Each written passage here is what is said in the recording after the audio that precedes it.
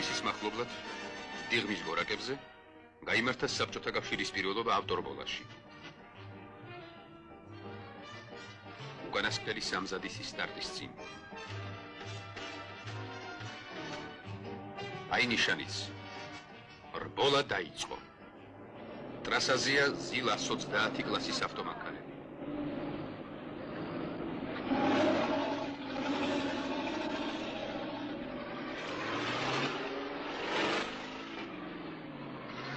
რბოლას თავიდანვე სათავეში ჩაუდგა ავტომანქანა ნომერი 71, რომლის საჭესთან იჯდა რიაზანელის სპორტის ოსტატი ევგენი სვეჩნიკოვი.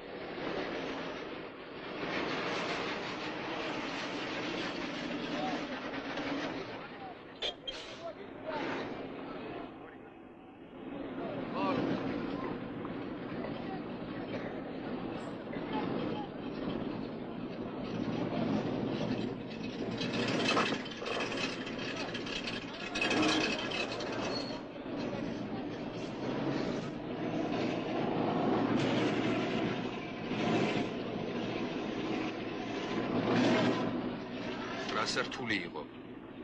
ძალზე დასერილი ადგილმდებარეობა, ციცაბო ფერდობები, ხშირი აღმართ-დაღმართები, ირაჟები, სპორტსმენებისაგან მოითხოვდა დიდ ფიზიკურ დაძაბულობას, უსწრაფეს რეაქციას, ავტომანქანების მართვის უზადო ტექნიკას.